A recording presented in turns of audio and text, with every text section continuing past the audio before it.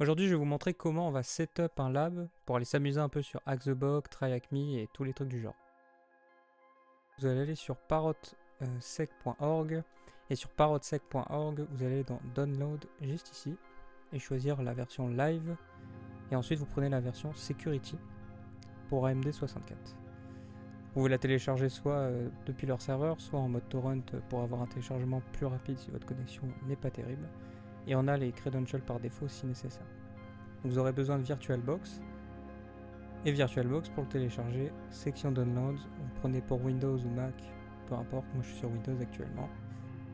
Et c'est tout ce qu'il nous faut pour le moment. Vous aurez besoin aussi du coup d'un compte Hack-the-Box, que vous pouvez faire surtout pour les challenges, ou d'un compte TryHackMe, c'est pareil, ils ont tous des challenges gratuits qui peuvent être intéressants. Vous allumez VirtualBox, hop, et une fois VirtualBox démarré, il vous suffit de créer une nouvelle machine, donc avec nouvelle, vous lui donnez le nom que vous voulez, donc moi j'ai déjà Work Training, donc là on peut marquer test, juste pour l'exemple, et il vous suffit ensuite d'aller choisir un endroit dans le disque dur que vous voulez. Par exemple, moi j'ai un dossier prévu pour ça, je vous conseille de faire pareil, c'est toujours mieux. Et vous allez sélectionner l'image ISO qu'on vient de télécharger. Donc c'est Parrot Security 6.1. En fonction de la version, vous n'aurez peut-être pas 6.1, mais c'est cette version-là qu'on va aller chercher. Vous allez chercher et on fait suivant. Donc Parrot, c'est une image Debian, c'est normal, qu'il vous donne sous un format Debian. Et vous allez définir ensuite la mémoire vive que vous voulez. Donc n'allez pas au-dessus de ce que vous pouvez avoir sur votre machine, déjà de 1 et de 2. Vu que c'est une machine virtuelle et soit raisonnable, parce que vous pouvez en spawner plusieurs à la fois. Donc, par exemple, vous pouvez monter à 16 Go de RAM, si vous avez 16 Go de RAM disponible. Et en virtual CPU, pareil, montez à 4, 5, 6 en fonction de ce que vous avez besoin. C'est des paramètres que vous pouvez changer par la suite. Si vous sentez que votre machine virtuelle est un peu lente, vous pouvez lui augmenter un peu la RAM ou lui ajouter des virtual processeurs si besoin. Donc là, pour l'exemple, on va prendre 2 virtual processeurs et 8 Go.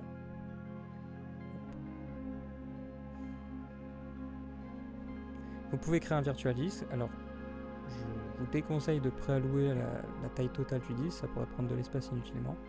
20 Go si c'est uniquement pour faire un petit lab de training, ça suffit largement.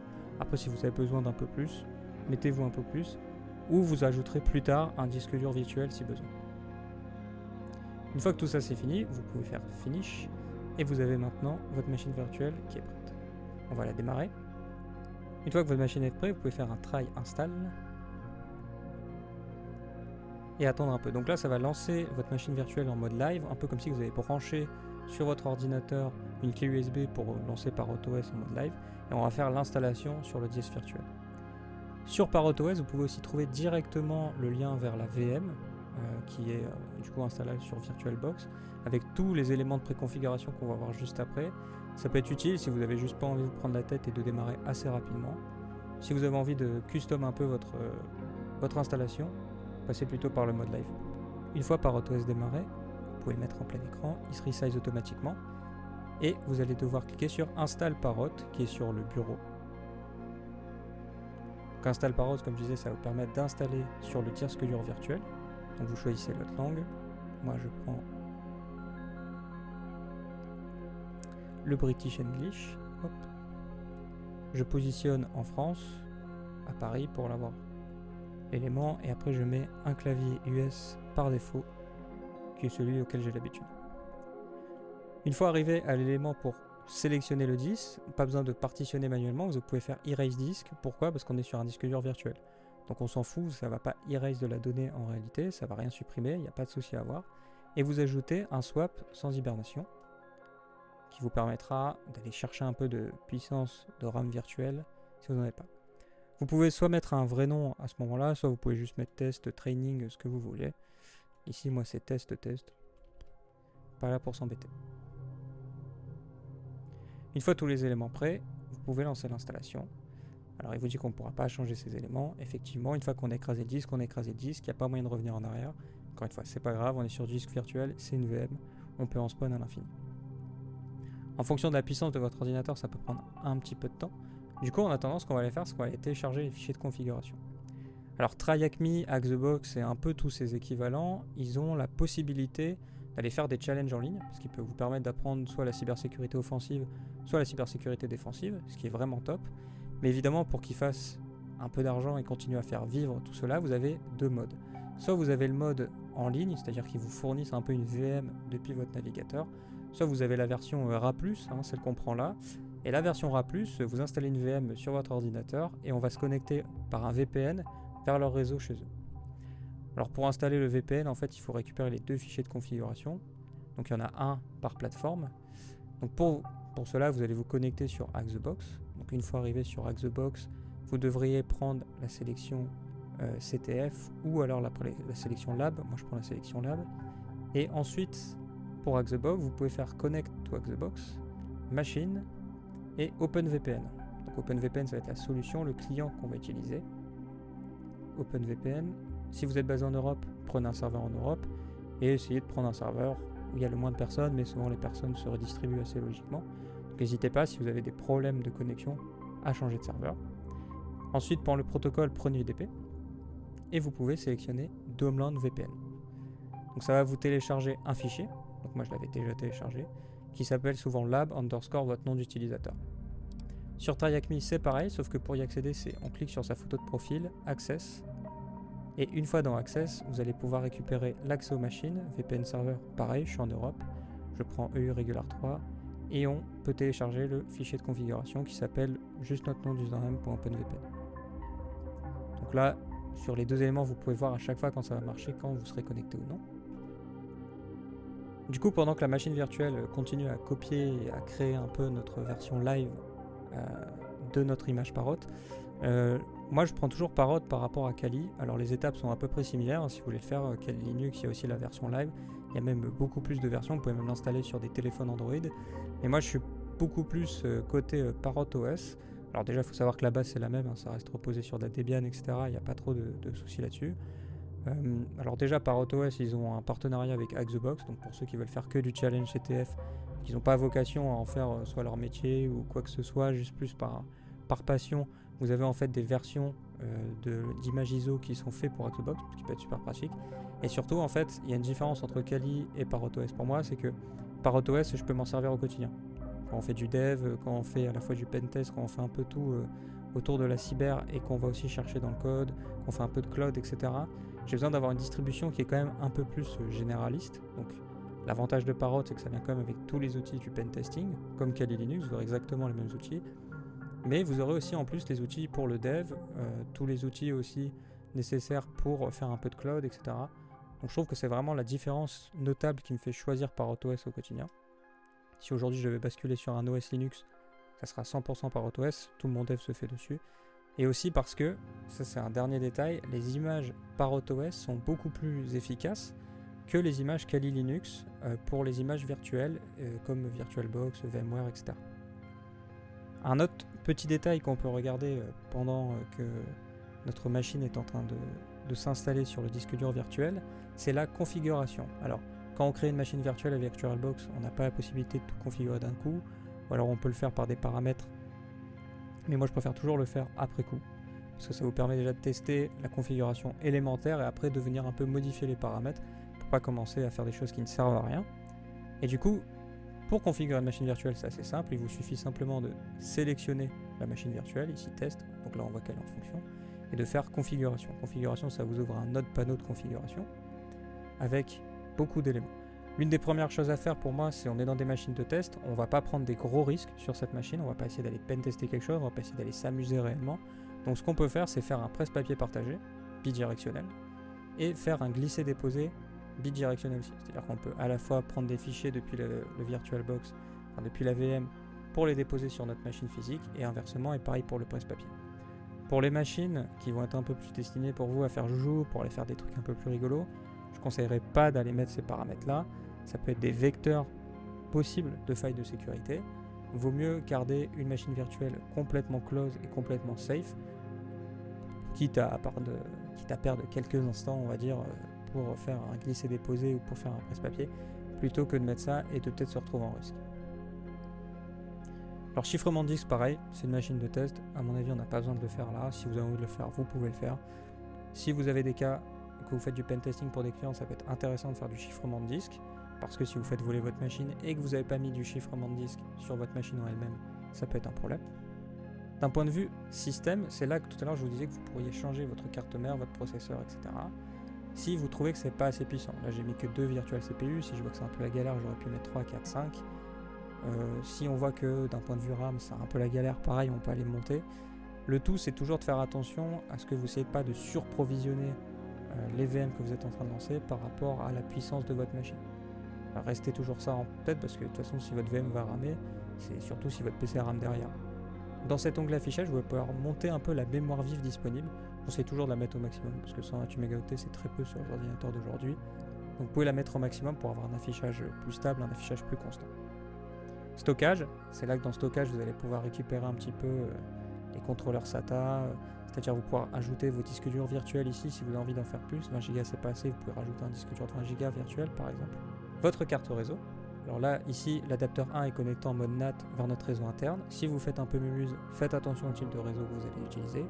Pareil, on est sur une machine de training, pas besoin de se prendre la tête avec ça. Et sur les contrôleurs USB qu'on va mapper, c'est pareil. Si vous êtes sur une machine pour faire mumuse, ne mappez pas des contrôleurs inutiles. Essayez de minimiser un maximum les interconnexions entre votre machine physique et votre machine virtuelle.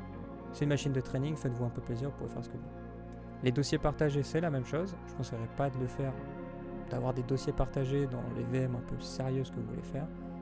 Par contre, pour les choses de training, si vous avez envie de, par exemple, de marquer vos workthroughs, vous voulez les mettre sur un dossier partagé, il n'y a pas de souci, mettez-les. Tant que vous ne faites pas de bêtises, il n'y aura pas de problème. Ok, une fois que vous voyez cet écran, tout va bien, vous avez terminé, bravo. Alors il va vous demander de Restart Now, vous n'allez pas le faire, vous allez décocher et marquer Done, et vous pouvez éteindre la machine maintenant sans problème, Shutdown. Ça va éteindre la machine et l'écran VirtualBox qui était relié, évidemment.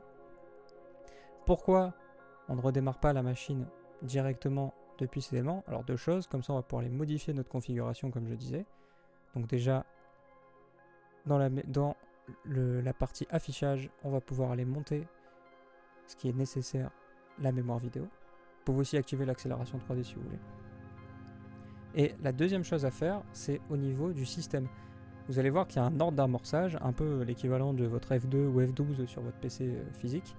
Et là, dans le premier, vous avez disquette, optique et disque dur. Ce qui ne nous va pas du tout. Donc déjà, 1, vous pouvez désactiver les disquettes, parce que vous n'allez jamais activer ça.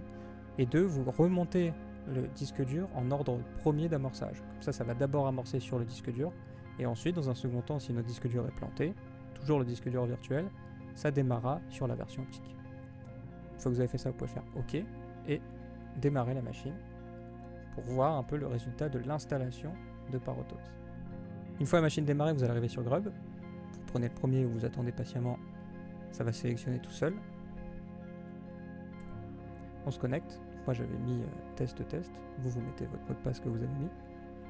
Ce que vous pouvez voir ici, la première différence, c'est qu'on n'a plus le logo install. Ça veut dire qu'on est bien sur la version en dur, entre guillemets, de notre ParoTOS. Et du coup, vous allez pouvoir faire toutes les modifications que vous voulez à l'instant. Do you want to check for update, vous mettez yes or no, c'est vous qui choisissez. Et la première chose qu'on va faire pour continuer à installer notre NAB, c'est un sudo su, passer en mode super utilisateur. On rentre notre mot de passe.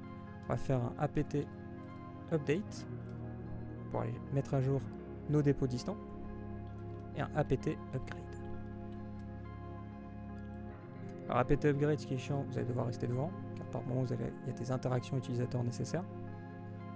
Et en attendant que ça s'installe, on va déjà préparer tout ce qu'il faut pour qu'on puisse se connecter à notre VPN. Alors la première chose qu'il nous faut, c'est les 2 fichiers de configuration que vous avez récupérés en principe. Donc, vous les récupérez, on a activé le glisser déposer tout à l'heure, donc vous pouvez tout simplement les sélectionner et les faire glisser sur votre bureau. Une fois qu'ils sont arrivés sur votre bureau, vous ouvrez un nouveau terminal. Donc, moi le raccourci c'est CTRL Windows T. Et là, je vais me créer un dossier VPN config. Donc une fois le dossier VPN config créé, vous pouvez vous déplacer dedans. Hop. Et là, c'est le moment où vous allez récupérer depuis votre desktop, donc move desktop, Valentin qui est mon pseudo sur TryHackMe, et personnellement je le renomme toujours TryHackMe devant mon pseudo et au VPN. On fait pareil pour la version Axebox. Un petit ls et on a maintenant nos deux fichiers pour se connecter à la fois à Axebox et TryAcme. On retourne dans notre HomeDir et on va aller modifier notre bash RC pour aller s'ajouter deux alias pour tout à l'heure. À la fin de notre fichier,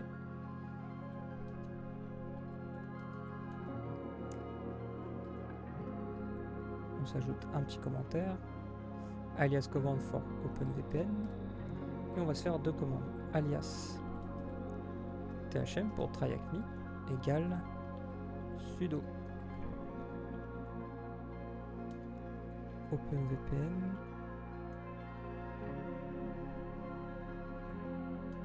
--config, et là ça va être votre chemin vers les deux fichiers qu'on a mis.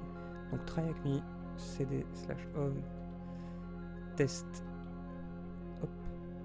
.vpn config / thm mon pseudo.ovpn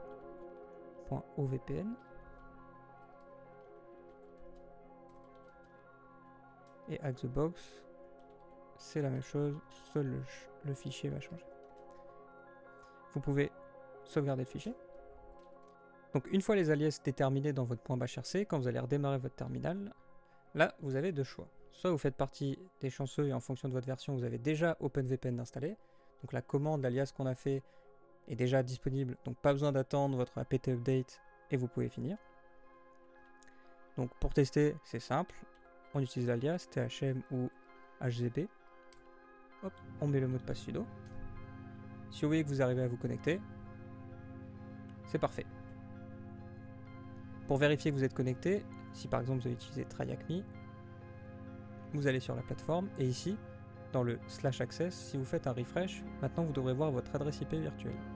10.21.42.199 pour moi là actuellement, où elle sera certainement différente, et le statut de votre connexion qui est connecté ou non.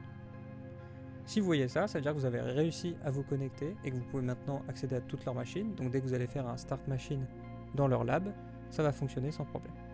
Si malheureusement quand vous faites un THM ou HTB, vous voyez une erreur du type command not found, OpenVPN don't exist, ou je sais-je, n'importe quoi qui dit que vous n'avez pas OpenVPN, une fois que vous avez fini votre apt upgrade, il va falloir que vous fassiez un apt install OpenVPN, attendre la fin de l'installation et vous pourrez utiliser à nouveau maintenant les alias qu'on a créés. Voilà, comme ça maintenant vous savez comment vous pouvez réaliser des petits labs sur VirtualBox pour pouvoir installer ParrotOS facilement et vous connecter à TryAcme, Axebox pour commencer à vraiment vous amuser sur les labs et ne plus perdre de temps à essayer de faire la configuration.